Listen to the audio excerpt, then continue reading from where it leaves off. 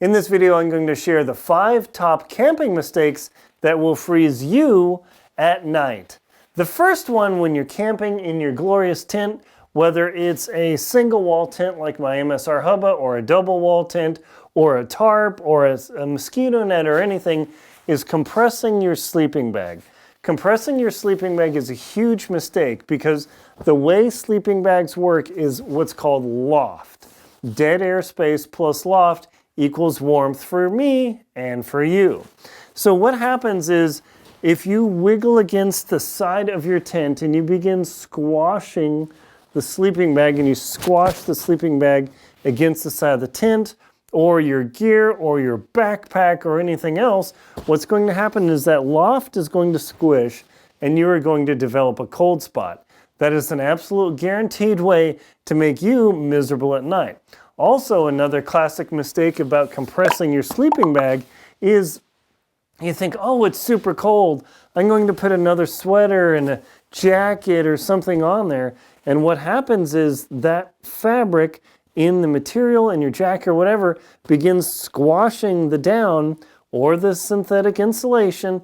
And again, you will develop a cold spot. So it's completely counterintuitive that really you don't want anything on your sleeping bag.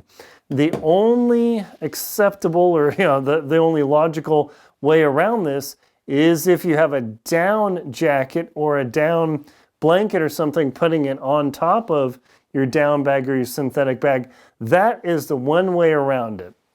The second thing that will make you freeze at night while you're camping is failing to cover your head. If you don't cover your head with something, that is the perfect way to freeze. You need something over your head at night, whether it's a hood, a hoodie, your jacket, wrapping. If you fail to bring something, if you wrap a jacket around your head and you just go totally crazy, it will make a huge difference in how comfortable you are sleeping and camping at night. Because the theory is that they say you lose 20% of the heat from your head, and physiologically that's actually not true. I saw an analysis done of how much heat and energy your body dissipates, and actually the surface of your head doesn't arguably lose any more heat. It's just normally the rest of our body is covered and our head is exposed. However, if you don't cover up your neck and your head, that's where a huge amount of blood flow happens. You will actually be cooler. So the science, as they say, says that, oh, covering your head is not 20%, it's not that big a deal.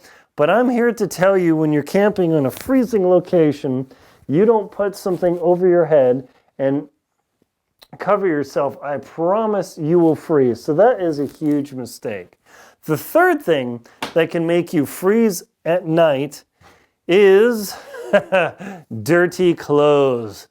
Ugh, right? You wear dirty clothes at night, I guarantee you will freeze. Now, before you click away, at the end of the video, I said I had 5 items. Glad you watched this far. I said I had 5 items. I have the bonus item at the very end of the video that can help you stay warmer. So back to it. Sleeping in dirty clothes is a guaranteed way to make you freeze, because when you are in your sleeping bag, what happens is the oils in your clothes start to conduct heat energy away from your body and you start to cool down. Now, I know some campers have done it and I've done it myself.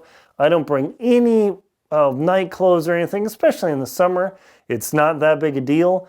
But boy, let me tell you, in a cold location, getting into some clean clothes that are not sweated up, or oiled up from your skin, just wiping your nose off or whatever, that can make a big difference in your camping experience. So having clean clothes also to change into is psychological and physiological, and that helps you stay warmer because you don't have the grime and the sweat to conduct the energy away and then make you feel dirty. If you got to be hardcore, great. Now, the next point, interestingly, as a corollary to that, are wearing too many clothes to bed. Because again, if you've got your first jacket on and oh my gosh, I'm super freezing, and I get my next sweater on, and then I get my next sweater on, and I load myself up and I go totally crazy, what happens is that, again, I'm like, oh yeah, don't compress the down from the outside. But what happens is the down gets compressed from the inside, and you actually begin squishing the down and thus cause yourself cold spots. Now, there is a corollary to that of, and wait for the number one secret item at the end of the video, I'll tell you that in a moment, but the corollary of squishing the outside is squishing the down insulation from the inside. If you press too hard and it begins squashing the down because you have too many clothes and it makes your body bulk up, I absolutely promise you that that will cause you to be cold. It's completely crazy. But also, if you still have plenty of space where you can move inside your sleeping bag and you don't have that problem and you're still chilly, absolutely put on another jacket or another sweater or something to help warm you up, knowing that if you use that clothing and it starts squashing the down in your bag, you will be colder at night. What is the next thing? Tip number 5 of the camping mistakes that will freeze you at night. Condensation. What is condensation? Have you ever woke up in the morning or maybe go out to your vehicle, you wipe off the window, everything is completely soaked? Yeah, condensation. So here is the completely counterintuitive thing that when you're camping you need to do. Whether you have a single wall tent, I mean if you got a mesh tent you don't have any problems, but if you have a single wall tent, a double wall tent, or you go crazy and I would say put a tarp over your tent, but you actually need to unzip the door to get ventilation in to allow the perspiration or the transpiration, from your body where you're steaming out, and then your breath, that condensation from your body gets all over the tent and it begins soaking stuff. I've woken up no matter what I've done and my tent is completely wet, and it also causes me to slightly moisten the down in my tent, therefore making me colder. So condensation is a big, big deal in your tent. So even in Antarctica and Greenland, unless it's a raging storm, I always open the door about this much, about 4 to 5 inches down, or 9, 10, 11 centimeters, to get enough gap to where there is some breeze. So yes, it does make the air colder.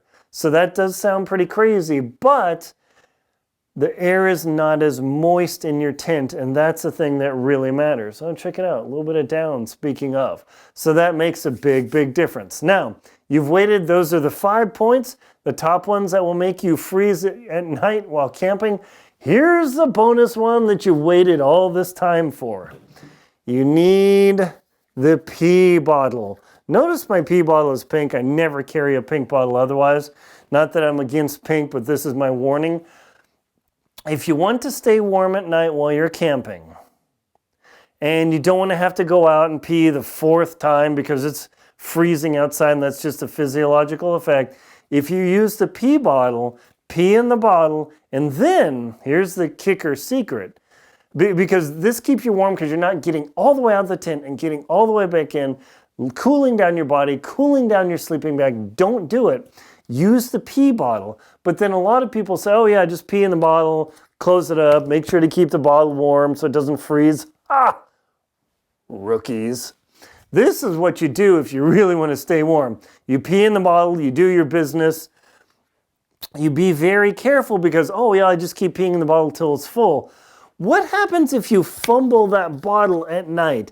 You literally will cover your sleeping bag, yourself, your gear, and your tent mate in urine. Gross. No, what you want to do is pee in the bottle, unzip the vestibule, stick your arm out there, and pour it in a very specific spot, one spot the whole time.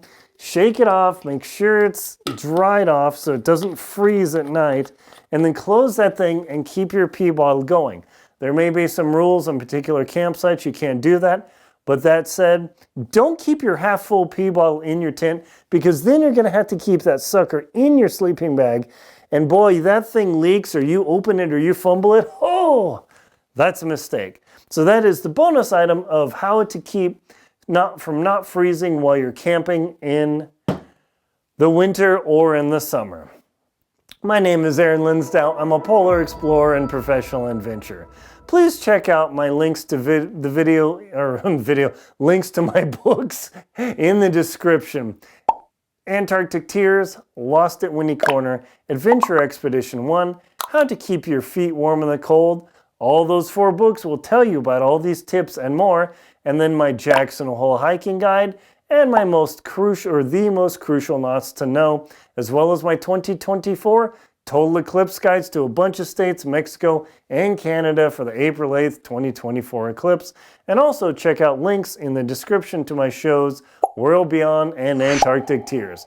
Please like and comment on the channel, subscribe, and smash that bell button to get more information like this. Thank you very much for watching, and enjoy your warm camping.